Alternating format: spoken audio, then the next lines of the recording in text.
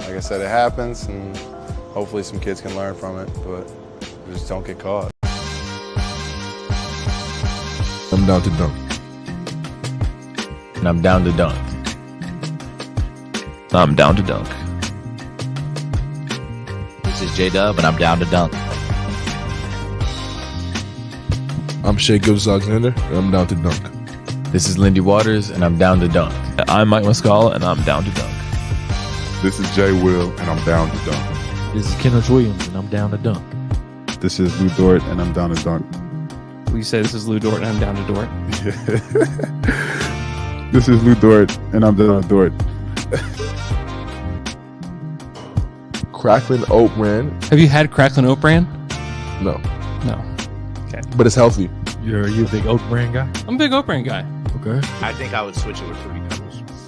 Okay, eat faster. Don't put as much in the bowl. Do you have a gallon of milk I can also take home? You don't have milk at home? One cinnamon toast. Okay. Crunch. Yeah.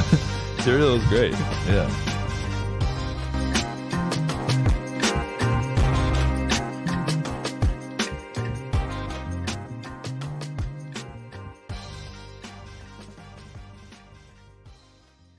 Welcome to Down to Dunk. I'm your host, Andrew Schlecht. We're part of the Athletic Podcast Network. With me, as always, on Wednesdays is my good friend, Alex Speers. Alex, what's up? What's up, Andrew? I expected maybe something about Garuba below your name today. Oh, I forgot to change it. I changed to Derby Burkitts. Burkitts. You were both of us were Garuba supporters in ways. How did the news hit you? I can't lie. I was pretty bummed out. Ruined my day, whenever that was. Completely ruined it. Listen, I'm not going to say I was a Garuba expert, but I had read a few articles and it had convinced myself that he was the one. Yeah. Of all of these guys at the end of the bench. Then I was ready to throw the full force of Debbie Buckets behind Usman Garuba. Yeah. But Presti decided to rip that away from me in favor of who knows. We'll find out, I guess, eventually. We'll if it's find out. Oladipo, I'll be fine with that because I did make a case for Oladipo. True. So that would make me feel smart. Yeah, I mean, listen, I can only be so bummed out. My opinion of Garuba was as strong as like you might have an opinion on a draft prospect that you watched one 15-minute YouTube video of. Sure. Like sometimes you come away from those videos and it feels like you have a really strong opinion. Oh, yeah. But then 2 years later, you're like, I don't know if I really ever liked him when that player doesn't turn out well. It's like, I think I just liked that one video. So, yeah, I mean, I was just excited for something new, Oh, yeah. Something new. I mean, if they end up keeping like JRE, which could very well happen. It happened. In my head, I'll be thinking could have been Garuba. I could be Garoobs. watching Garuba right now. I mean, I'm very interested to see what happens with all these guys because Ty cleared waivers. Is Garuba? Did he clear waivers? I haven't seen yet. Okay. I personally am just waiting for teams to pounce. That's what I was promised. I was promised pouncing on these players, and I have not been granted pouncing yet. Not been one pounce. I mean, Ty has not even been signed anything. No, I mean there's literally articles written about the waiving of Ty Washington and how there's the Thunder. What are the Thunder doing? There's too many picks. There's too much talent, and literally this guy, there's like not a peep of a team that would want him. That's what kills me is like people are like, man, Thunder got too much talent. This is where too many picks is just gonna come back and bite you because you got to just let this talent go. So these dudes were literally traded twice with assets. With assets, yeah. With assets to get them to the next destination. And waived, and they're probably both going to clear waivers. Maybe Garuba doesn't, but Ty cleared waivers. Like that happened, and we don't hear a peep. Maybe he'll get an Exhibit 10 with somebody. Maybe he'll go play in Europe or in China or whatever. I don't know. But we can't. I just hate that people act like, oh my gosh, what a travesty this is. It's just annoying to me.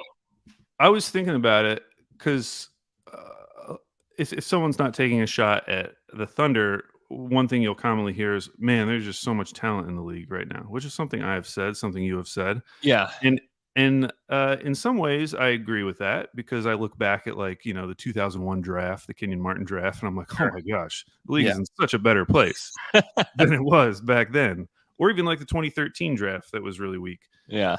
At the same time, like the explosion of draft coverage has created a community of people who are obsessed with like the 15th man on every single team. Definitely. And as a result, when these guys do get waived or cut, and these are guys that the draft guys spend hours, researching and legitimately fell in love with a few of these guys, like there's always going to be a proponent out there. Whereas like a few years ago, it would have been a whisper, like who cares? Yeah, without a doubt. There's I so think many a lot of people this know. is, it's dependent on if you know their name. Yeah. So-and-so was waived, and I know their name, so they must be good. Or I knew that they went in the first round, so they must be good. If the equivalent of Usman Garuba was waived 7 years ago, the replies on Twitter are usually, who? Not like, oh my gosh, somebody's going to get in line for this. So somebody's going to get this third string center, and it's going to change the way they play. Man, wasn't he taken 21 overall? Is that right? I can't remember. I was looking at the 2001 draft. Joe Forte, who I was actually very high on. I remember getting excited to get a Joseph Forte rookie card. He was out of UNC. But that's the type of guy. Like when he got waived, I felt like it was only me that cared. 23rd overall. That would have been Brandon Armstrong. Why do I remember that name? Yeah, so I mean, whatever. I'm interested to see what the next names are going to be. I was kind of interested in the timing because we had talked about, we were kind of working under this assumption that, they're just going to bring all these guys into camp and may the best man win, Yeah, and that clearly isn't going to happen. They clearly just like their guys because what they did is they waived these two outsiders. And they brought back two of their guys in Lindy Waters and Olivier Sarr, right, to go into camp. But at the same time, they didn't waive them the second they traded for them. So like it does, you have to assume that Presti made sure that these guys don't have any positive value to any team in the league, while 100%. Also balancing the fact that like, okay, if I can't find any value, I should give these guys a chance to like go sign with some other team. Yeah. Instead of just bringing them into camp and then waiving them right before the season starts. Yeah. Well, and it's funny to me that, and I know that like we definitely look down on the Rockets and like we kind of think like whatever with the Hawks. Like, don't you think the Hawks and the Rockets picked up the phone and called everybody too? It was like, hey, listen, you can have Usman Garuba or Ty Washington. All you have to do is give us like a second, Yeah, especially with Houston, because it would take a lot for me if I had drafted a guy a year ago for me to not only get rid of him, but also to include seconds with him. I would have exhausted every other option before doing that. It would be like trading JRE and Trey Mann with seconds to another team. Well, even worse than that. I mean, Ty was last year's draft. Yeah, I know. Well, it wouldn't be like trading J-Dub. That would actually be insane with seconds. We have to give up seconds to get off of J-Dub. Yeah. But maybe like a J Will. Let's say J Will. That'd be like giving up. Jeremiah and Trey are a better example because those are guys legitimately that could be gone. That are on the friends of the roster. Where like J Will and J-Dub. I mean, if you put both those guys out there, you could get a lot, But could you actually get anything for Jeremiah Robinson or Ellen Trey Mann? Like I think that's a more legitimate question. Same with like Garuba and Ty. Like, where are these guys in the NBA landscape? And I don't know. Maybe it would be the same conversation. But I just wanted to say, like, these other teams made these calls too. Like these other teams did their due diligence as well. Yeah. And sometimes Presti can make something out of nothing. Definitely. But this is just the case of like these two players having zero value and maybe 0 landing spots. You know, you'd like to hope that these guys could land somewhere and, you know, make a training camp roster and, you know, be the 15th man on a team. Yeah, that'd be great. But reality is they have been traded twice and cut by a team that, you know, frankly has a ton of young guys, and that if they were better than them, they would have stayed. And so that's just kind of where they're at. And also the Thunder have so much invested in all these other guys too. Like not only like their talent, but like their personalities within the program and knowing how they fit. You know, that stuff I would imagine is valuable to the direction that they're heading in. And they have their like top tier talent guys anyways. You know, like we're splitting hairs on guys that wouldn't even play, you know.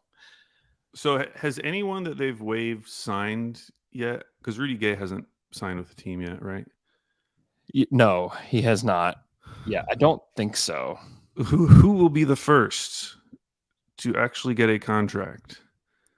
I don't know. Like the people talked about like the Warriors for Rudy Gay. Yeah. But like, if I'm the Warriors, like, why would you do that? Like, I would honestly rather have Garuba than Rudy Gay at this point. I would guess it'd be Garuba just because a big guy that can move his feet. Sure. You know? Right. So that's the direction I would go in. I've heard just some weird like personal stuff with Ty that may just like keep him from being in the NBA, at least for the time being. But then like Rudy Gay, who knows? Like, is he? I mean, he could retire. I mean, is there a lot of tread left on the tires for Rudy Gay? Probably not. Probably not. I don't know how much he's helping somebody. But if I'm another team and, you know, if you need a big or need like a third or fourth big, like I would sign Garuba. That's what I would do. But I was, you know, Keith Smith, he's been on top of this all summer. You know, he tweeted out a list of players and was like, you have to cut. I forget how many left. How many left do they have to cut? Is it 2 or 3? 3.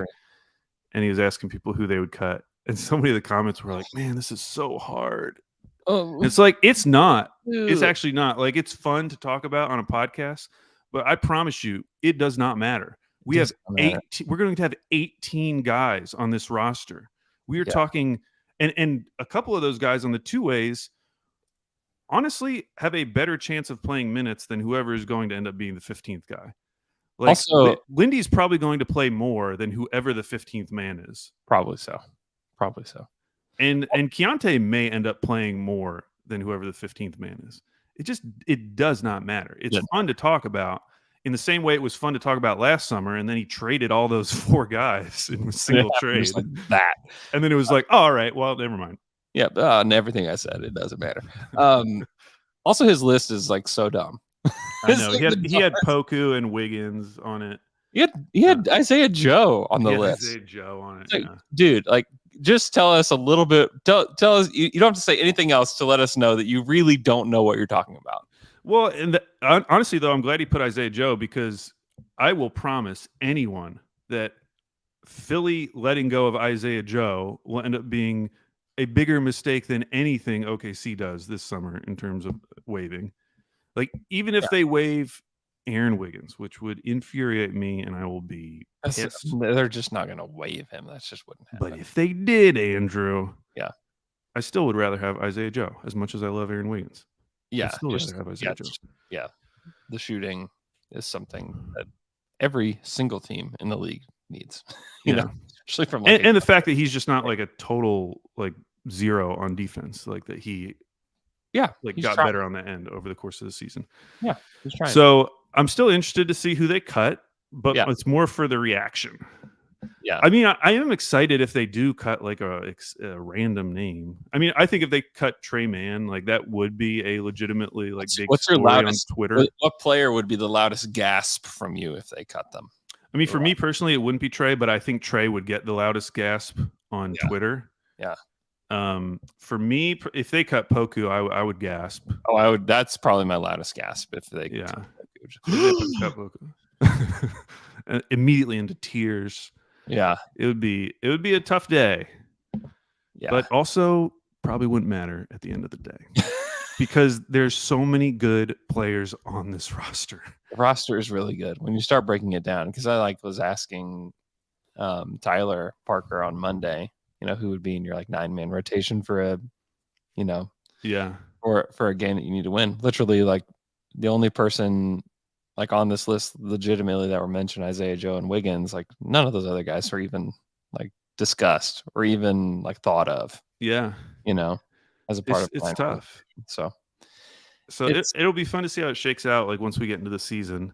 I assume Mark is going to continue playing the full length of the roster. Yeah. But the fact that there are 3 two-way guys now, and one of them is Lindy, who got I don't know how many minutes he got last year. He got over 500 minutes last year. Shout out to Lindy. I'm glad Lindy's back. I think Lindy's pretty good, and he can be helpful in spots.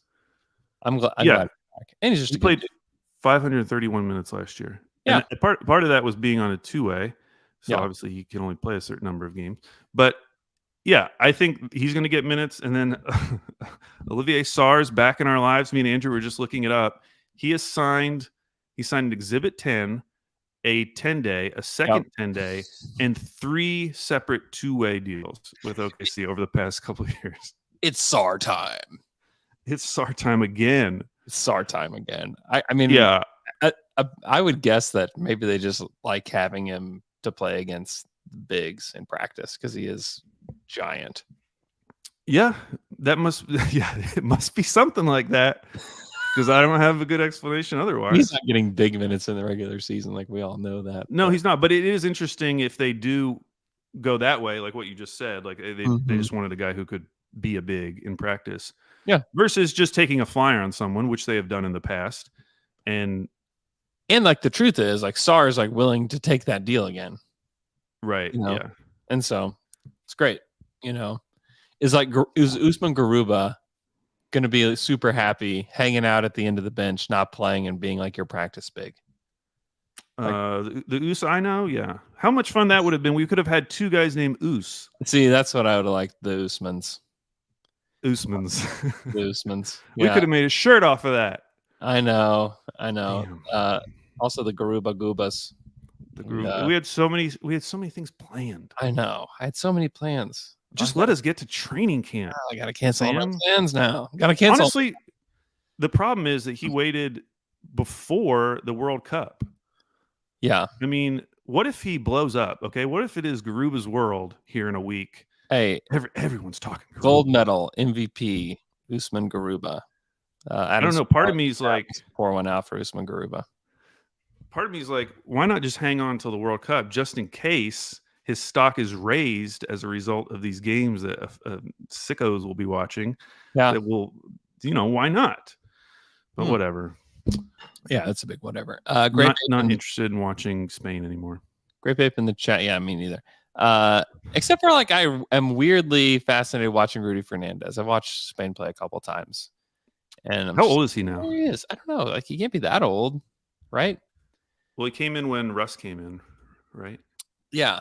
I mean, he's not he's 38 years old, Andrew. Is he really? Yes. Man, he looks great for 38. Looking great for 38. That's our T-shirt for Rudy Fernandez. For Rudy Fernandez, a player who's not on the Thunder. Yeah, we're making Rudy Fernandez shirts after we got spurned by Garuba.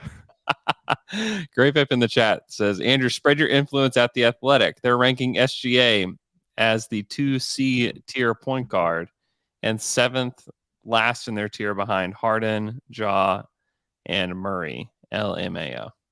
Now, are these Partnow's rankings or is this someone other ranking? Yeah, this is Seth's. Because Seth made it very clear that within tiers there is no ranking. Yeah, it gets ranked, I think, because they just put them in order. Yeah, but he sees no difference between anyone in a given tier that you could argue for anyone. So so you can say that he's better than Ja if you want to, and Seth would have no issue. Yeah, and then I also think it's important that because I listened to the pod he did last week, what he's basing it on. He does take into account playoff success. Yeah, and Shea has not been the number 1 guy on a playoff team, or even the number 2 guy on the playoff. Yeah. I guess he was kind of the number 2 guy. He was the number 2 on that Chris Paul team. Yeah. But again, it's not like they won a series or anything. So I do think like at some point you have to prove it. Like Jamal Murray won a championship this year as the second best player on a championship team. Like that means something, and it should mean something. And so if somebody wants to rank Jamal Murray ahead of SGA, even though I think SGA is a better player, I get it. I get it. I wouldn't do it, but I get it. Yeah. And same thing with Ja. I mean, Ja has been the best player on a good playoff team for the last couple of years, won a couple series. So, like, whatever. If somebody wants to rank them ahead. Yeah. I just can't get myself fired up about, even if they are rankings. I just can't I just can't get fired up for stuff like that anymore. That's why I think, like, this year is important. Maybe not for the team as a whole. We still feel like we're in the early stages. But someone like Shea, like, yeah, I do think it's important that he leads the team to the playoffs at this point. Yeah. Like, I do think that will eventually matter for his not just legacy, but like his standing within the league. He's obviously an all NBA first team player. So he's getting respect in that sense. But to reach that next level, you have to do it in the playoffs. Yeah, you got to go win a round in the playoffs in the next like 2 years. You need to go like try to win a round. Yeah, you have to try. You have to at least try. Come on. Okay, you have anything else? I really don't want to talk roster crunch anymore. Really, again. I have a nomination for the rebuild and replenish. Oh yeah, okay, yeah. In honor, first of all, if you're listening for the first time, every week bringing 1 or 2 nominations for the Rebuild and Replenish Hall of Fame, looking back at events, players, things that happened over the last 2 seasons, but not last year. And we've nominated some great things. We had the Thursday pod. We had Poku, pre-G League rookie Poku. We had the Daniel Oturu game. Mm-hmm. Was there another one? Was there any more? That might be where we are at. Okay. Is there a Roby game winner? Oh yes. The Robes game. What's the quickest way to describe that game? I mean, if you say the Portland game, I know what you're talking about. Mm-hmm. But this week, in honor of this player getting another contract in the league with the Portland Trailblazers, I am nominating Moses Brown. Yeah. Who I really think is like one of the best examples of a player that you kind of you have this quick love affair with while your team is going through a rebuild. Now, not everyone had a love affair with Moses Brown, but a lot of people did. Yeah. And if you go and read, which I did last night, his Wikipedia page about his time at OKC, first of all, it's like the longest part of his Wikipedia page. It's just so funny because every line is just something insane that he did as a member of the Thunder, because he did not play a lot at the beginning of that season. And then Al Horford, they decide to sit Al Horford for the rest of the year. And Moses ends up coming in, and I think he played like 36 straight games for the Thunder, averaged 10 and 10 over those games. But listen to some of these stats. Okay. On March 14th, he made his first career start. In his second consecutive start, he had 20 and 16 for his first career double-double. It was also his and five blocks. It was his 4th straight game setting a career high in points, which set a Thunder franchise record. He also had 5 blocks to become just the second player in team history to record 20, 15, and 5. That other guy was Serge Ibaka. And then on March 27th, they eventually announced that Horford's going to sit. That night, Brown had career highs of 21 and 23 in a loss to Boston Celtics. And that was the game where he had 17 and 19 at half. Kendrick Perkins tweeted out, Moses Brown is flat out giving the Celtics that work. The man has 17 points and 19 rebounds at halftime. God bless America. That's what he's saying about Moses Brown. And meanwhile, oh, by the way, that game, which was the second fastest double-double in franchise history. Wow. He got signed to a multi-year deal immediately after that game. But you called it out. I remember during that, after he got signed, you called it out as like, we signed him, but we didn't really. Yes, it turned out that would be the case for a lot of teams, because within months, on June 18th, he would be traded to the Celtics. By July 31st, he would get traded again to the Dallas Mavericks. Shout out Tass Mellis. I remember on no dunks. That trade to the Celtics, he mentioned Moses Brown and like how impactful. Dude, a lot of people mentioned Moses Brown. I actually I went to search for just some headlines about Moses Brown because I do think, and this is not to make fun of any of these writers, but it's just like a point in time that I think it'll be easy to forget what people were saying about Moses Brown at the time. So I'm just going to read some of these headlines. I'm not telling you where they're from or who wrote them. Well, please tell us who wrote them. No, I'm not going to tell you who wrote them. Please, why? Because I'm not. Because they might be Thunderblogs. they might be listeners. I think people need to be exposed. First one I found: Thunder head coach Mark Daignault won't place a ceiling on Moses Brown's game. No ceiling, no ceilings on Moses Brown. The next one: unearthing Moses Brown could hasten the rebuild. Unearthing him could hasten the rebuild. Yeah, I remember some of these takes. The best one, though: does Moses Brown impact potential Mobley selection? Referring to Evan Mobley. I mean, that's a good one. Again, I'm just taking you back in time. These were things that were being said. That just says that. These were things that were being said that like weren't like the craziest takes out there. Like there were people who would listen and like talk about these things in a real way. And now listen to this one. This is a tweet from one Andrew K. Schlecht. Steal of a deal for Moses Brown for the Thunder. Lots of team control at a very low cost, low risk, high reward. How high would you say that reward was, Andrew? You had a 2020 game, so pretty high.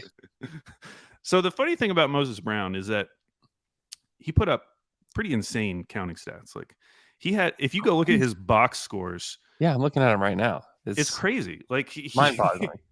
He really did have some wild stats.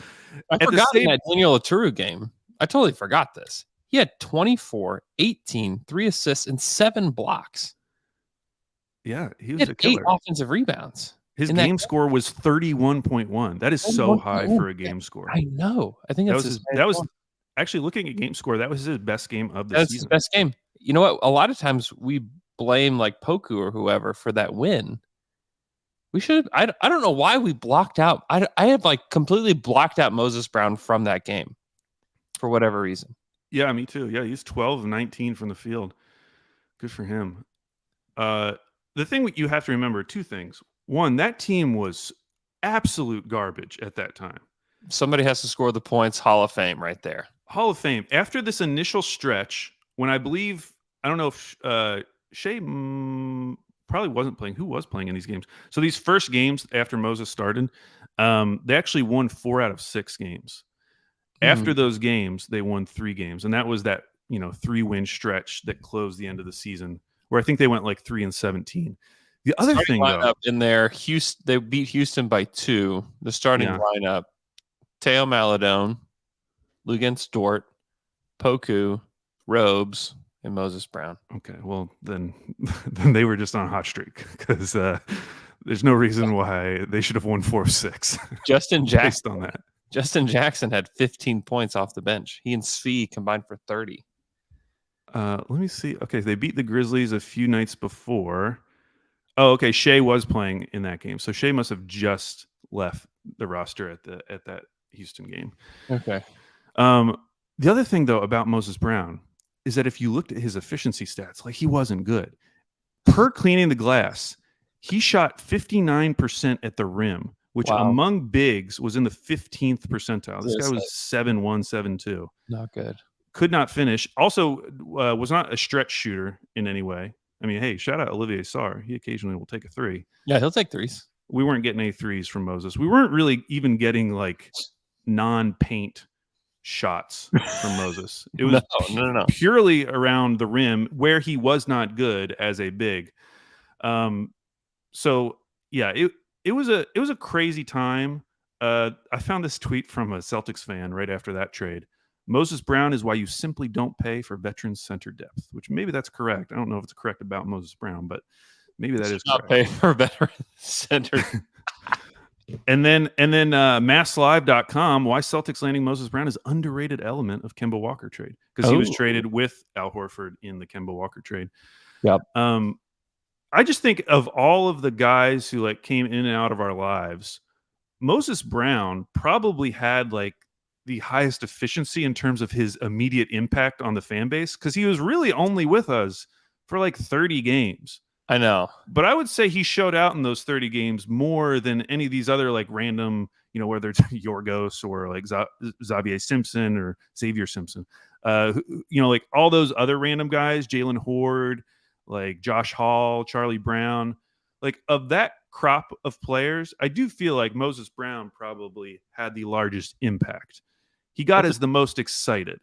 He made us, and to be fair, you just read off the roster. You read off who was playing in those games. It's not like we had a ton to get excited about. We were talking ourselves into, this is Poku. We're talking ourselves into Poku. We're talking ourselves into Teo. We're definitely talking ourselves into Isaiah Roby. Definitely. And Baze was still there, obviously. I was probably talking myself into Baze. Yeah, we like Baze. So we didn't have a lot to work with, and it was kind of this perfect storm for Moses, where he's putting up counting stats. Yeah, we weren't winning, but he was literally setting records every night. It felt like there was some insane record. Someone was tweeting out every night. Moses Brown just did something for the first time since Wilt Chamberlain, or like since the first time since UCLA, Lou Alcindor. You're just like, oh my God, what is happening with Moses Brown? And it was just a very special time, and I think he needs to be remembered for that. And shout out to him for staying in the league. He just got to deal with the Blazers. It's great. I hope it works. It shows commitment to the tank. If you're a Blazers fan, I think you got to be excited that your team is all in. And I mean, this is kind of impressive. So one thing I forgot was he actually started with Portland. Portland brought him on as an undrafted rookie. His rookie season, he actually played 9 games for them. He has played for Portland, OKC, Dallas, Cleveland, Clippers, and Brooklyn.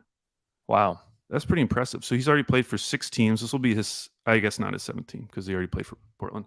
I'd kind of forgotten he didn't play for Boston at all, but that trade was during the summer. But yeah, if you look at his basketball reference page, I mean, his time in OKC clearly stands out as like, this is apex. This is peak Moses Brown right here. Shout out Moses Brown. Shout out Moses Brown. I think you just put Moses Brown on the back of the shirt for sure. I think that's cool. Deserving. He deserves it. He was here. He made us say okay, I'm not crazy stuff. He made us say some crazy stuff. He did. I have a nomination too. Okay. It's the Dort game winner against the Spurs.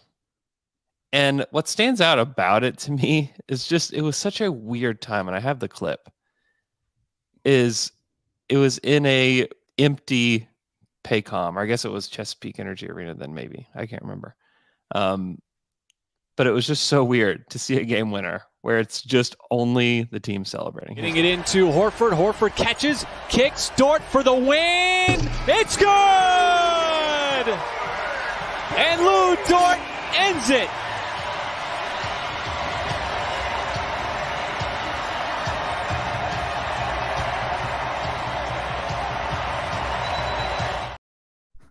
So was all that crowd noise you and Joe? It was me and Joe and Royce just screaming at the top of our lungs. We were so excited.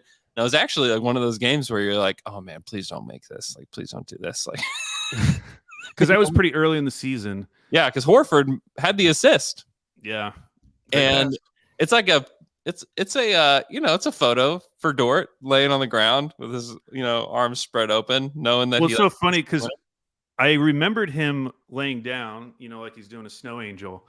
I did not remember him being so wide open. So he just fell down for fun. I thought he fell down. In my memory, he fell down because he was like closely contested. Oh no, let's watch it again.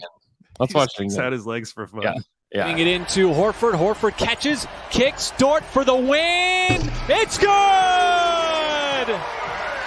And Lou Dort ends it. It almost looks like he's flopping. Patty Mills just literally just looks over his shoulder at him. It's just like, all right, whatever happens here is fine. Yeah, I mean, obviously a cool moment for Dort hitting the game winner. It was a memorable game. To be fair, I remember that game winner more than some other ones. I mean, I forgot a Shea one last week. I remember that one because I remember his reaction afterwards and everyone coming over. Yeah.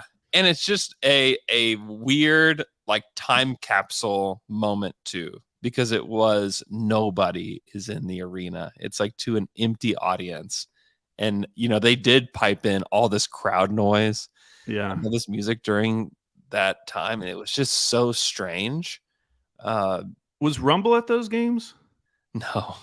Oh, okay. No. They only allowed like a very, very limited amount of people could be like on the court. So like we sat up at the top of the first level in those games and had like our cubicles basically that we would sit at and eat our little box dinners and watch a basketball game with a mask on. And it was just such an odd time. But that game winner like sticks out to me as like something memorable from the tank. Was like one, like we did not want to win that game. If you're all bought into the tank, you did not want to win that game. But then like you just remember Dort's reaction to it, and it was just something else. Maybe we can just have a picture of Dort laid out like that on the back of the shirt, Yeah. instead of putting the Dort game winner. I think people might even remember it better as like a picture of him laying down like that rather than like saying the Dort game winner. Because then be like, well, which one was that? If you have him laying down, you'd be like, oh, I remember that. I was against the Spurs. All right, Al, let's take a quick break. And we come back. We're going to talk about the top 10 players that got away from OKC.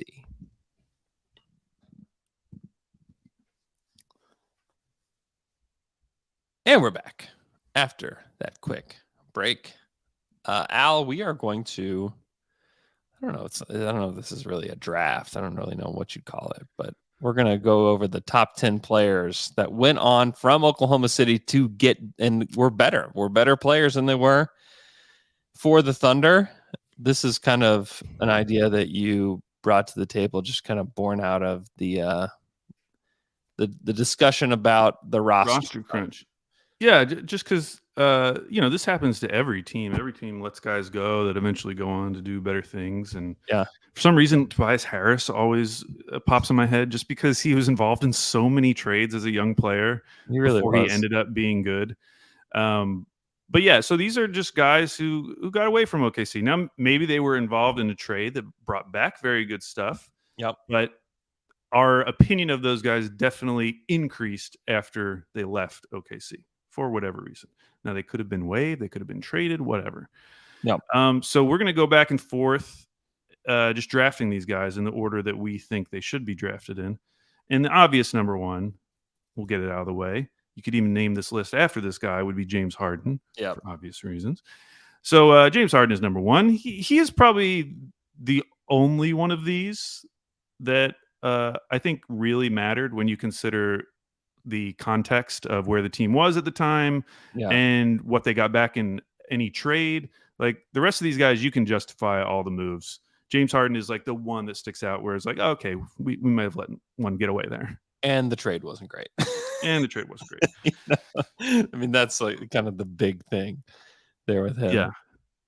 And as we're going through these names, think about, like if they did waive someone like Trey Mann or like, Poku, where would they slot in on this list? Yeah. Would they make the top 10? Yeah. Of this list? I guess number 2. I'm trying to decide between 2 different guys. I think I'm just going to go Domantas Sabonis because I think that in that Paul George trade, we like felt like, oh yeah, like Oladipo's a big part of that. And then like Sabonis was like, I don't know. There were a lot of mixed thoughts about Sabonis after his rookie season. He really wasn't very good in his rookie season. And some of that was they were trying to help him develop his game and stretch out his game, have him shoot corner threes and become like this versatile player. But that's really not what he was going to be in the NBA ultimately. Like he's going to be like he's what he is now, like this DHO big that can score on the basket, rebound like a maniac. Like that's what he is. And Thunder already had Cantor and Adams on the team, and so they had to find a way to play him.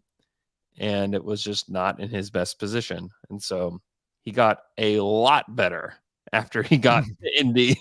And he got a lot better, but he got like it was like instant when you saw him playing with Indiana. It was like, oh, okay, so he's a completely different guy. Like when he went to Indy, I like instantly understood, oh, that's why they liked him so much. Yeah. But yeah, like it's so funny to think back all those years he played in Indiana with Miles Turner, and everyone's like, oh, you got to find a better front court mate. Like, should he be playing center? Should he be power forward? Meanwhile, we're playing him rookie season with Steven Adams, or Enes Kanter. Just like it was never going to work. Yeah. And just the worst situation for him.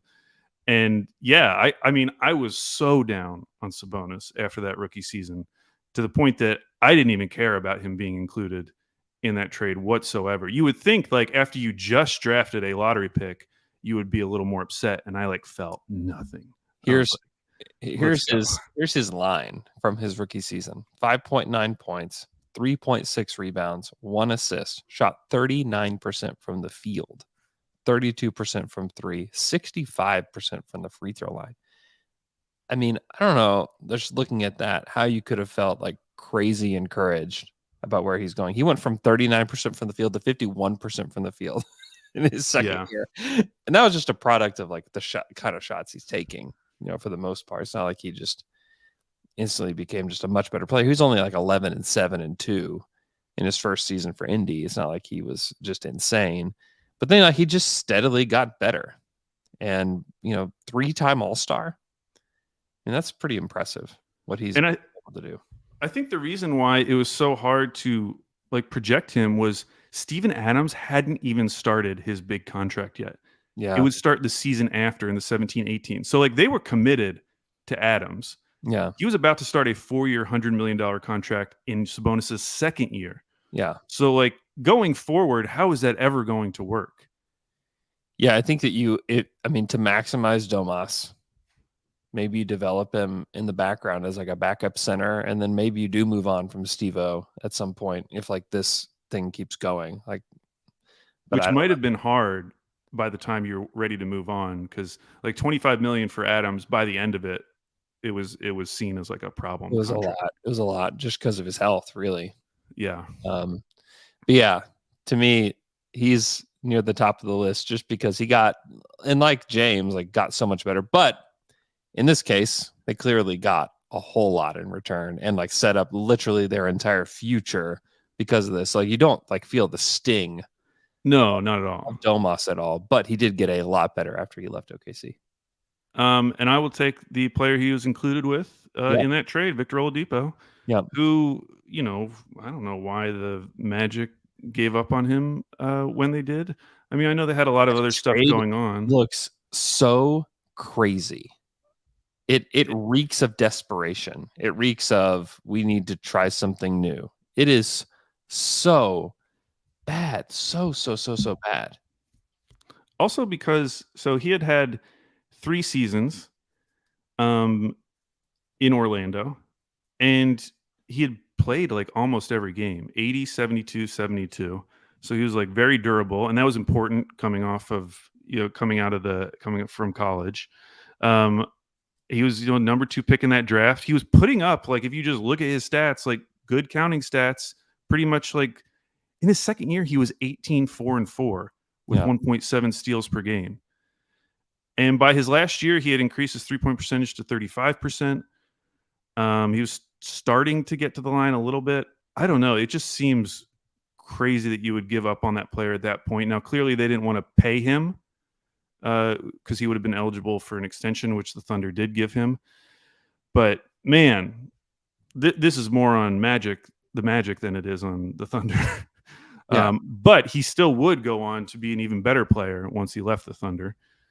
Would go on to be an All-Star, 2-time All-Star, I think.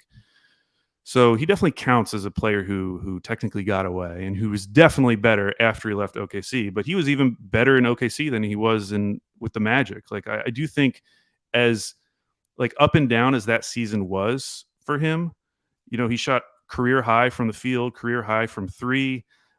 He was able to do a lot of things, or I think the game was a lot easier for him because when he was in Orlando, he was kind of asked to be the man from the jump. Mm-hmm. And he wouldn't really become that player until he got to Indiana. Yeah, true. The Thunder just traded Ibaka. That's all they gave up in the trade. And they got back Victor Oladipo, Ersan Ilyasova, which they took Ersan and a pick and turned them into Jeremy Grant, and the 11th pick in Domas Sabonis. It's a great trade. And then obviously people remember too, Ibaka was eventually just turned into Terrence Ross for the Magic. Who's still there? Still there. So who can say? I mean, he could still have a breakout year. I mean, we don't know. Yeah, I mean, it is insane value, no matter what happened. And it's not like Oladipo was just like amazing in Oklahoma City, but he is also brought in to have a different role than he ended up having.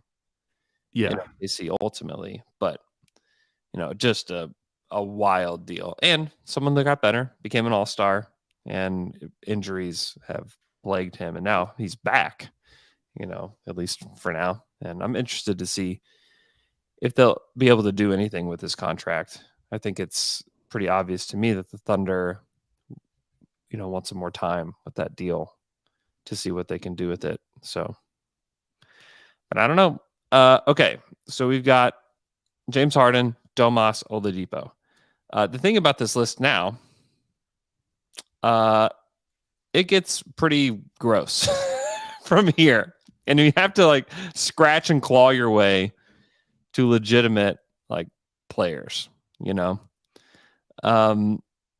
could go Jeff Green, which did he get better? I just don't think so. He's somebody that he changed roles, and he was likely he got into roles that were more appropriate for his talent level and skill set. Yeah. Because in OKC, he was kind of treated as like a part of the young core. This is going to be the third guy behind Russ and KD. When long term, his destiny in the NBA was, what he's been doing the last, several years, which is just being like a solid NBA rotation player. Yeah. And he can do it on good teams. And he's just a good vet to have around. But so he got better in the sense that he found his role in the NBA. But in terms of a lesser role than what he was in Oklahoma City. Yeah, but in terms of, if you just look at his year by year stats, his third year, which was in OKC, he was 15-6. That's basically the best he did his entire career. He had a short run in Boston that was better over a third of a season, but stats wise, that was kind of Jeff Green peak in terms of usage and everything. Yeah, I don't think he quite qualifies. He might not. The player that I do think could have helped the Thunder, and maybe this is too early to pick him. Maybe it's not. It's Sean Livingston. Yeah, played for Oklahoma City for just hardly any time at all, and he didn't do a whole lot here. He but played then 18 games. He goes on to, he bounces around a little bit. I think we forget this. He didn't go straight from OKC to the Warriors. He played for Washington. He played for Charlotte. He played for Milwaukee. He played for Washington again. He played for Cleveland. He played for Brooklyn. And then lands with the Warriors at age 29 and becomes this fixture off the bench where he can score efficiently inside the arc. He's not taking threes, but he's somebody that can be the super connector. He's one of the pieces that I think we kind of forget about as this connecting wing that comes off the bench and just helps piece everything together. Hustles on defense, makes good passes, doesn't make mistakes, is not going to cost you a game, and won championships, with them. And you just wonder if they would have just stuck it out with Livingston, which legitimately means having him on the roster for the next 5 years, because he did not officially break out with the Warriors, though he did play in some of those stops that you mentioned. He was playing a lot for those teams. He played 73 games for Charlotte. Yeah. He played 58 games for Milwaukee. He played 49 for Cleveland. He played 76 for Brooklyn. In Brooklyn, he played 76 and 26 minutes a night.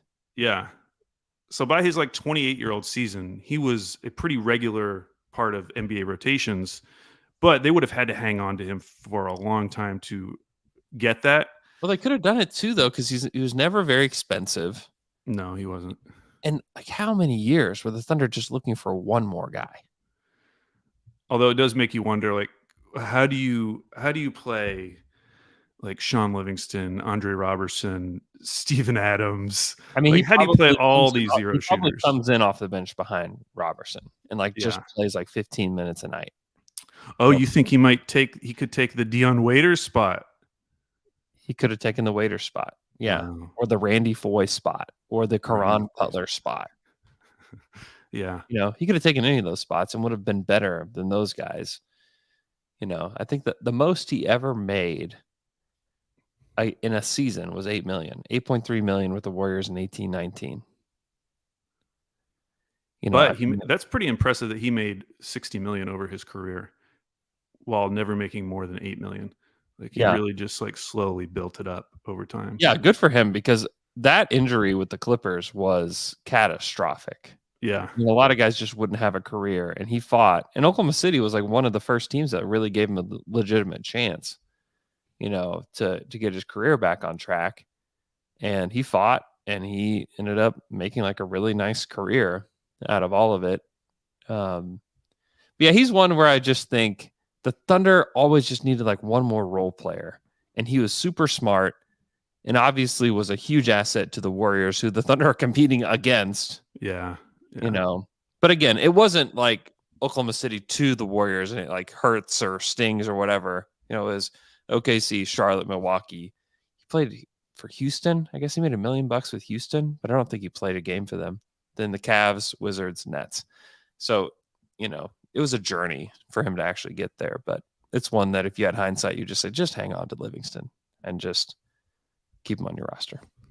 So the next one, this is probably an obvious one, Jeremy Grant, who looking back at his career, you know, OKC ends up just kind of being like a stepping stone in his career where he goes from, you know, a process sixer to then finally getting the opportunity to really break out in those seasons with OKC, then moving on to Denver where he probably found his ideal role. But then he goes to Detroit and really maxes out what he could potentially do. Whether you would want Jeremy Grant playing that role on your team is another question, but he was able to show that like, hey, I can be a 20-point scorer in this league, which in OKC, that would have seemed insane. If you're going to say like Jeremy Grant can average like 25 points a game one day. That he would have if they would have kept him. Yeah, they let him get away. And now he's with the Blazers. Yeah. He's going to be on a very bad team. He'll probably put up another couple seasons of great stats. Yeah. So you don't feel too bad about it. At the same time, if he had stayed just one more season and had been on that Chris Paul, SGA, Dennis Schroeder team, it like long term, who cares? But it would have just been fun for that season. Because I bet if you have a player like Jeremy Grant on that team, you probably win that first round series against Houston. You might. Yeah. And now you're playing the Lakers in round 2, and who knows what happens. Essentially, it's like, would you rather have the pick or, you know, an asset for him, or would you rather have him for that season? What was, hold on, let me see who. Oh, it ended up being Emmanuel Quickly, which they traded that to get Poku. So it ended up being one of the picks they used to trade up to get Poku. Yeah. But they had so many other picks. They didn't need that pick necessarily to get Poku. Mm-hmm. So, yeah, I mean, in retrospect, yeah, I would have just let the contract run out, do one more year with Jeremy. Yeah, because he would have left, you know. I think, and we would have freaked out about it by the end of the season. I can't believe that we let him go for nothing, you know. But in comparison, you know, now that we know that we have like 1,000 picks. Yeah, in hindsight, I would rather keep him. And if you beat Houston in that first round series, that would just feel really good. You know, it would have felt incredible. That would have felt great. But it was like very on brand for Presti to trade him when he did, knowing that he was probably not going to stay and knowing the direction the team was heading in. Yeah. And you couldn't have traded him after the season. He was a free agent. Yeah. So that one, it just timing wise, I guess it stings a little bit because they could have won that first round series. But also, who was their starting 4 in the CP3 year? Was it Baze? Who? Gallo. Oh, Gallo. I thought you said Nick Diallo. Gallo. Nick Gallo. Nick Gallo started. You don't remember that? Yeah, no, I remember that. I thought you said Diallo. I thought you were talking about Hami. Diallo. Diallo. Oh man. Okay.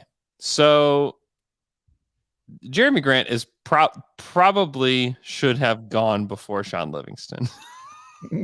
Shout out to Sean Livingston, though. Shout out. Another victory. However, shout out to Sean Livingston.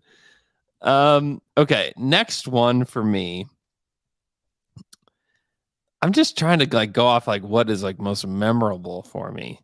And maybe this is also dumb. Maybe I'm just a psycho. But I'm going to go with Lance Thomas. Wow. I'm going to go with Lance Thomas here. I just remember and obviously his career, I mean, he played till he was 31 years old. Shout out Lance Thomas. Had a pretty long career, not the most memorable career. Played 5 seasons with the Knicks. And if you go back and look at those years, he's playing 20 minutes a night every single season for the Knicks. Yeah. I kind of only remembered what he did immediately after getting traded to the Knicks. I kind of forgot the entire next 4 years of his career. Yeah. He was still on the Knicks and playing. Again, this is at the point of his career, at the point of the Thunder's run, where they just need one more guy. Like they just need to get one more guy. He's 6'8". He can shoot a little bit. He can defend a little bit. He's just a nice wing to have off the bench. Honestly, kind of like an Aaron Wiggins. Kind of like Wiggs. Yes. Nice guy, great smile, can do a little bit of stuff. So I think that to me, I just remember talking about it on the podcast. Like, man. Well, because that was the Plagues of Egypt season where he's getting this opportunity at the beginning of the year. And he's like the one bright spot of that early season run where everything's just going to hell. Like no one's playing. None of our good players are playing. And so we fell in love with Lance Thomas because he like tried really hard. He was like, busting his ass every single night. And so you fall in love with this guy. He ends up only playing 22 games for OKC. Played 22 games. The Lance Thomas era was not that long, but he made an impression. Yeah. Yeah, that's just... And I was bummed when he was no longer on the team and that they gave up on him. Yeah, I was bummed about that too. I really thought that he could have played. And I think he would have actually fit pretty well next to like Russ and KD. Like we just never really got to see it. Yeah. And he eventually got a like 3-year, $21 million deal from the Knicks. He made $24 million in his career. Which he really came like out of nowhere, it felt like at the time. Yeah. Yeah. I mean, definitely. Yeah, he was traded part of the Dion Waiters deal. It was a 3-team deal that got Cleveland, Iman Shumpert, and J.R. Smith. The Thunder got Dion Waiters. The Knicks ended up getting Lou Amundsen, center Alex Kirk, a 2019 second-round pick from Cleveland, and forward Lance Thomas from Oklahoma City. Oklahoma City sent, I forgot, first-round pick to Cleveland. In addition, poor Samuel Dallenberg just like got waived in this trade. But yeah, that's what got them Dion Waiters, and love Dion. So it's even a bigger failure than we realized. It's a pick and Dion and Lance Thomas out. I don't know. Dion was fun. I love the Dion Waiters era, which is a very short era for the Thunder, like basically a season and a half.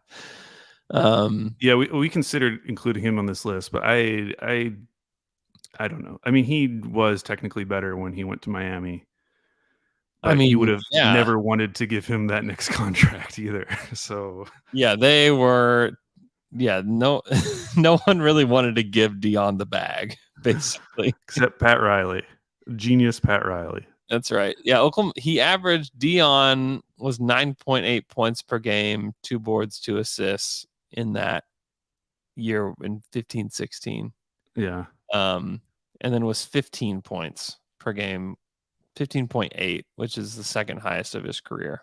His second season in league, he was 15.9 3 and 3 basically. Shot 36% from 3. So, okay. So moving on, you just did Lance Thomas. I think I got to do the obvious one, which is Jeremy Lamb, who unfortunately for him, he gets drafted by the Rockets. A good situation for him to probably be in. yeah. He's a lottery pick, and then he gets traded in one of the most notorious trades of recent NBA history. Yeah. And for Thunder fans, the Steven Adams wasn't a thing yet. He was just a pick coming back, so we didn't know that. So really, the young player back in that deal was Jeremy Lamb. That was the player that we kind of talked ourselves into. But it felt like any love affair that there was with OKC fans ended really quickly. Honeymoon very short, because it just never worked out, and it also never felt like it was going to work out. It was almost like from the jump you could just tell, like, man, even if this guy is good one day, it will not be on the Thunder. Something is off about this relationship, and I just don't think this is ever going to work. Like, I feel like I got more excited about Baisley, like in his first 2 seasons, than I really did about Jeremy Lamb. It just always felt like Lamb wasn't going to work out. But to his credit, he moves on, and he actually has like a couple really nice seasons with Charlotte, and then he plays with Indiana, and I don't think he's in the league anymore. But he definitely became a real NBA player after he left OKC and played as a real rotation player, put up decent stats, kind of became the player, kind of the floor of what we were thinking of him when we made that trade. Yeah. Like, at the very least, you're getting a 15-point score off the bench. Yeah. Like, he eventually did become that guy. Yeah. It just wasn't with the Thunder. Yeah, he just always looks so tired. He was very sleepy. He's just a sleepy guy. I just remember there was like the Thunder U 2.0 sitting at the end of the bench, and it was Reggie, Jeremy Lamb, Perry Jones. And you just always thought, like, man, when our guys get older, these guys are going to take over. I mean, it was like... They were our Wiseman and Kuminga. Yeah, I was going to say, it's our second timeline right there was Jeremy Lamb. And, yeah, just didn't quite work out the way that we would have hoped. But, yeah, I mean, that was a big deal, like, including Jeremy Lamb in it. He's... we thought maybe he's going to be just as good as Harden, and we get all this other stuff. I mean, we just didn't. Yeah, we just got next Harden. Didn't 2.0. have any clue. And the thing that really sucks for OKC, if you look back at his draft, Houston takes him 12. There's no one after it. So it's not even like you can imagine a scenario. Oh, what if they'd taken this guy and he was included in the Harden trade? Like, the next couple picks: Kendall Marshall, John Henson, Mo Harkless, Royce White, who also was drafted by Houston, Tyler Zeller, Terrence Jones, Andrew Nicholson, Evan Fournier. I finally got to like there's like one guy that's NBA good. player. Yeah. Jared Sullinger, Fab Mello, John Jenkins, Jared Cunningham, Tony Roden, shout out Tony Roden, Miles Plumlee, Arnett Moultrie, Perry Jones. Like, now we're to OKC's pick. There's one guy in there. Well, I mean, maybe if you want to say Mo Harkless. We'll go to this. There's one. Yeah, basically one guy in there. One of those guys died. Fab Mello, RIP. Died. Go to the second round, though. Go to the second round, because the second round's good. I don't even have to look at the second round to know that the second round is good, and every NBA team screwed this draft up. Yeah, second round, just the big names: Jay Crowder, Draymond Green, Chris Middleton, Will Barton, Mike Scott. Honestly, had a better career than a lot of those guys. Darius Miller, who had a cup of coffee in OKC. He did. Kevin Murphy, who we went to elementary school with. Murph Dog. Kyle O'Quinn, who I loved. Yeah, for a couple years. Great beard. He had some fantasy relevance once upon a time. Tomas Sandorowski. Yeah, there were some names there in the second round. Yeah, that was a terrible draft. Wow, such a bad draft. And I think that's an underrated bad draft. Underrated bad draft. Underrated bad job by every team in the league. I mean, you got Dame, Brad Beal, and Anthony Davis, so like that draft's always going to look good. Plus Draymond. But man, the just like lack of talent starting right around like Myers Leonard and going on. Yeah, for sure. Yeah, gross. This is when we knew that the Jeremy Lamb arrow was not going to work out. This is how he celebrated. You know, like this is just the look on his face when he's just like nailing a three. He's just like barely awake, like can barely keep his eyes open. Just what was not. that video? What was that video that you always used to play of Jeremy? Or It was just a Jeremy. sounder. It was just a soundbite of him on his. I ripped it from Instagram, I think, where he was like looking at his phone while he's driving. He goes, "I literally get confused every time I'm driving," That's such a good quote. which is I need to try to find it. I literally Get confused every time I'm driving. That was such a good video. That That kind of summed up his That- Thunder career. It just was never gonna work. just confused every time he's driving to the paint too. Just literally confused. And he had the missed. Well, I don't know if it was missed, but he had the like no high five with Westbrook when Westbrook stared him down. It was just never going to work. Yeah, I need to. To his credit, he became an NBA player, and he actually got a decent contract. Yeah. So it all worked out, except for us, because it would have been nice to have a player like that. But yeah, I mean, he got like a 3-year, $30 million contract. That was his most recent one with the Pacers. He also got a 3-year, $21 million contract with Charlotte. So yeah, things worked out for Jeremy. He made $62 million in his career. Yeah. He became a fine player. Yeah, but not with the Thunder. I'm like gonna have to find and like play this Westbrook high five on the pod because it's so funny. You can't find. I literally get confused every time I'm driving on YouTube. Really? Unfortunately, I think that was just like something that we liked. What? Really nobody else was aware of, which that's a reoccurring theme I feel of you and me and Luke's friendship a little bit. It's like just things that we think are funny that other people don't. Okay, so just to review the list real quick, we're at pick 7, and Harden, Domas, Oladipo, Sean Livingston, Jeremy Grant, Jeremy Lamb. Now this is all about like, what do you like?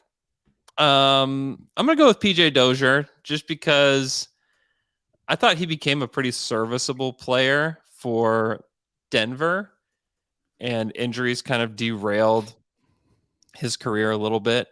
But he's also somebody that I feel like could have been like the one more player kind of thing for like that Paul George era of the Thunder that could have played for them, just because he's like the 6'6", like point forward kind of wacky player.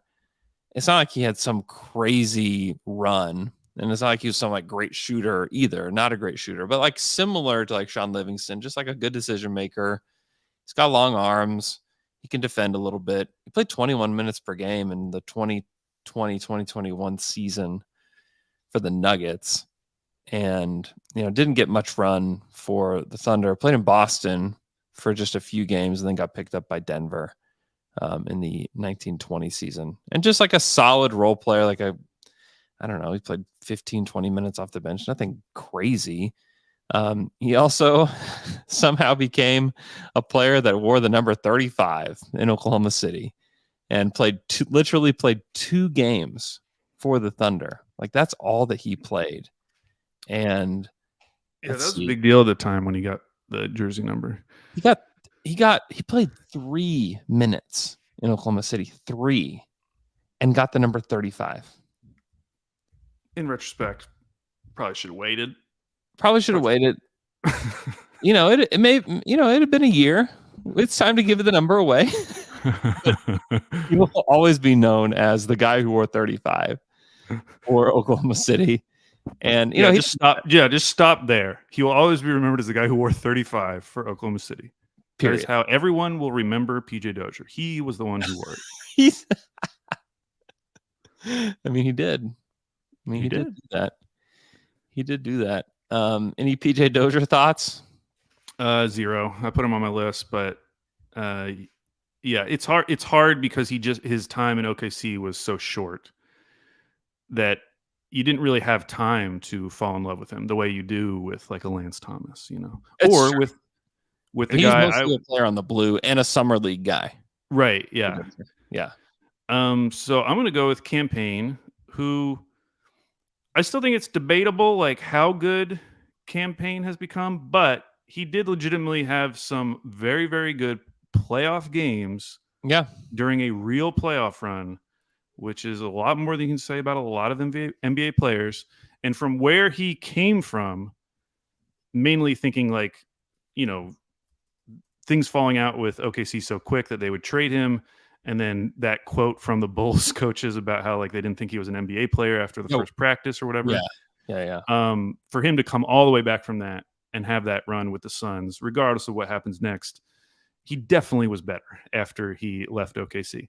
And this one, unlike Jeremy Lamb, I think there was some belief that it was going to happen in OKC because he did get along with Russ. They danced together and seemed to like each other and get along. Yeah, the dancing was definitely the it thing. Sucked you in. It was like, okay, this is one of our guys. This is great. And we needed a backup point guard because, as we would see, eventually our backup point guard would be Samaj Kristen. And hey, if you have Campaign that year, does Russ win the MVP? I say no. Maybe not. I say no. I still think it's the right move. I think Samaj was destined to be on the Thunder.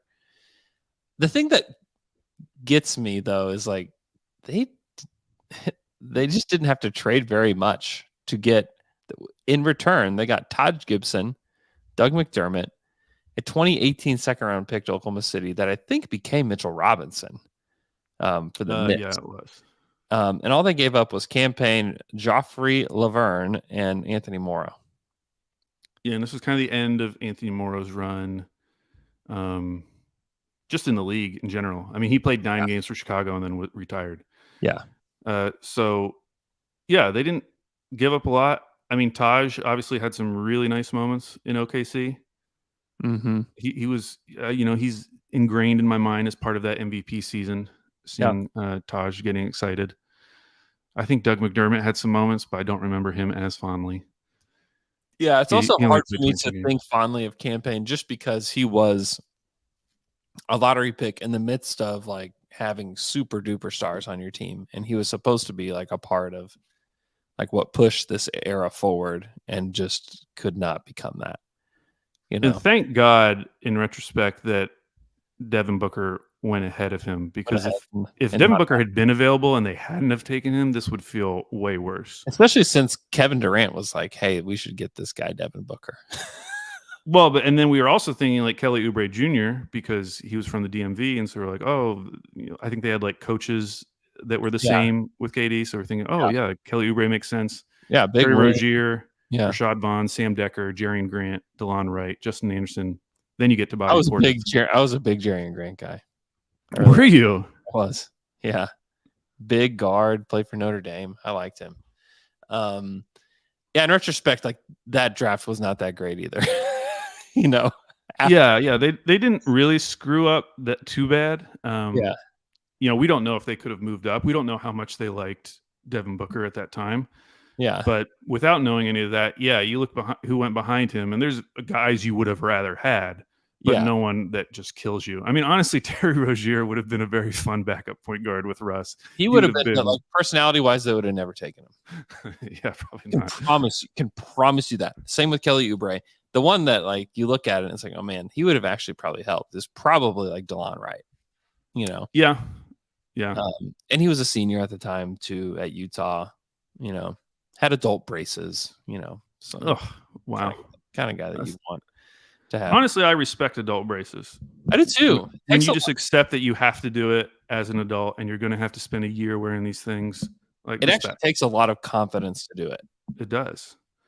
So shout out adult braces. I was a baby in like elementary school, not wanting to get braces.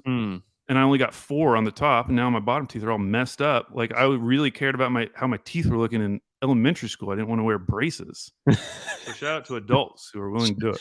Shout out. Here's that Russell Westbrook awkward high five with Jeremy. Answer is no. Why you gotta be so rude? Don't you know I'm human too? Why you gotta be so rude? Why you gotta be so rude? Is that it? No, that wasn't even. That was a different one, and also a different version of the song "Rude." Why? What I did was while we're on the show, downloaded it off of YouTube. That's the top video. I mean, I guess that's another missed handshake between the two, but that was not the stare down. That was not it. I gotta find it now. I gotta go find it. I might actually. Why don't you pick somebody else while I find this? Because it's bugging me now. So at this point, there's really only two names left. Debatable whether they have gotten better since leaving OKC. I guess I'll go Teo, but you know what? No, I won't. I'll take that back immediately because I actually looked at his stats in Charlotte last year. They weren't great.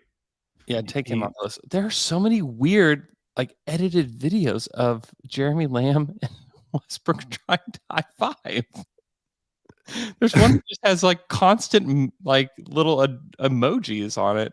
I've got to there's got to be just this footage, right? Okay, keep going. Sorry. Yeah, Teo shot 40% from the field last year, under 30% from three. Hope things work out for Teo, but I do think it's debatable that he's gotten better. So I guess this is probably our final name, Hamidou Diallo. Also, the thing is that Charlotte is currently desperately looking for what could be a backup point guard. Yeah, that's true. They drafted Amari Bailey, and they were yeah, Teo, this is enough. Wait, what's it? Oh, Nick Smith. I almost said Nick Wright Jr. Now that would be terrifying. Nick Smith Jr. You know what? Honestly, with Hami, kind of debatable whether he got better because that final season in OKC, the beginning of that season, he was good. He basically just continued being that level of player once he got to Detroit. Now, when he immediately got to Detroit, he was those last 20 games of that season. He was shooting 39% from three, which is awesome. But it has not gone that way. And now I don't believe he's on a roster currently. So he's not. No, he did not get signed. He's a free agent currently.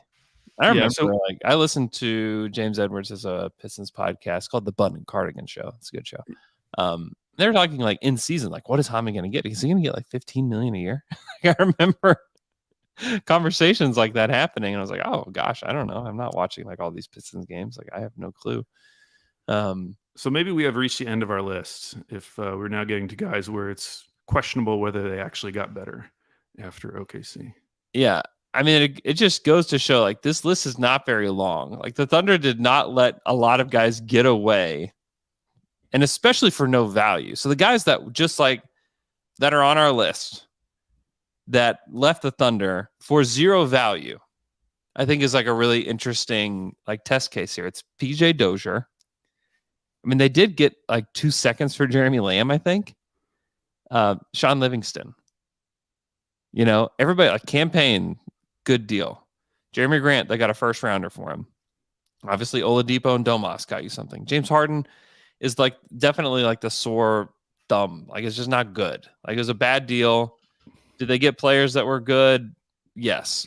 Was it of equal value? No. But it's just. And if Garuba or Tai go on to have a great NBA career, we can also say we got something for them. Yeah, they got the pick. Yeah, they got all these second round picks just playing musical chairs with all these players. So really it's whoever they waive next, because they will likely have to waive at least one player of these three that is just they're going to get nothing back. So that will be the true test case. Let's see what happens with whoever this guy is. Yeah. Here's what I believe is this high five now. That doesn't finally have a weird cover version of the song Rude. That was one of the weirder moments that we've ever had on the podcast.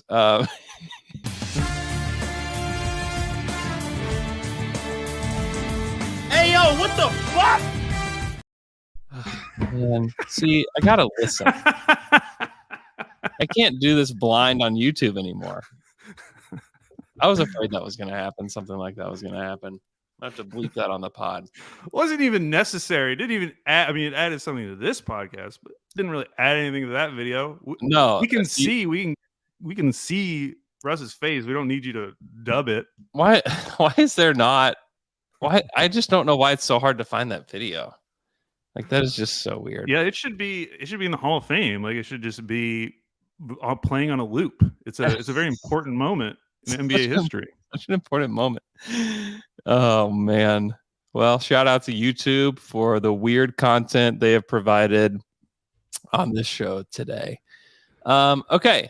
But yeah, anyways, it's just this just goes to show, like, one, it's like very presty to not let any guy go for like nothing, for no value whatsoever. And that happens a lot in the league. I mean, think about Isaiah Joe. I mean, if the Thunder somehow let go of Isaiah Joe and then he goes on to do that, like he'd be the best player they ever got rid of for nothing. Yes, easily. Best player they got rid of for nothing. Yes, no question, because it happened just immediately after he left the Sixers. Like not where like Sean Livingston, where it took literally years and years and years for him to get to the point where he's competing at a championship level. Yeah. PJ Dozier, fine. He's not really had much of a career since he's left Oklahoma City, and just barely even played for Oklahoma City anyways. So I think it is interesting that one, like the guys that left and got better, most of them got like at least like first round pick or value higher than that. And like some of these guys are the reason, in Domas and Oladipo, are part of the reason why the Thunder are in such a good place right now. Without acquiring those two and trading those two, the Thunder don't have Shea and J-Dub. Like that's how they got both those guys, was trading those guys. If you wouldn't trade Shea and J-Dub for Domas and Oladipo. It's just interesting to see this list, and it was kind of hard to make. We were texting last night, and I was like, oh, that's a good idea. And then we start looking, and it's like, oh man, we're gonna have there's like quite a stretch here. Yeah, I mean, the other names that you go through, I mean, it doesn't take long for you to get to like Deonte Burton, and you have to decide, like, was Deonte Burton better after he left the Thunder? And you're like, okay, I think I'm at the end of the list. Is he better in the Skins League here in Oklahoma City? Like, I don't know. It's pretty good. He's pretty good. Shout out to Deonte Burton, big Burton guy here. He did get a brief contract with the Kings, right? I mean, I think he played for the Stockton Kings. Did he play for? He played 2 games for the Sacramento Kings last year. 6 minutes. How did that go? He made $105,000 from those 2 games. That's great. Good. That's great. That's great. Yeah, he did not put up a single stat. I was gonna say he took 2 shots and missed them both, and didn't record any other stats at all. If he would have not taken any shots, he would have gotten. Gosh, there's this website back in like the very early blog days called Basketball. Did you read that? Mm-hmm. They would call it a Mario. It was after a guy named Mario that played for the Hawks, I think. And like if you ever had a game where you logged minutes but had zeros across the board, he would call it a Mario. And so he was always very excited when there was a Mario. Okay. I think that's it. I think that's our podcast for August 23rd. We are getting closer to training camp. That's good. Yeah. So we'll have actual real content for you soon, but until then we'll be making up stuff like this to talk about. Fake content. What you just listened to was fake. Wasted your time. All right, hope you guys have a great day. We'll talk to you guys again on Friday.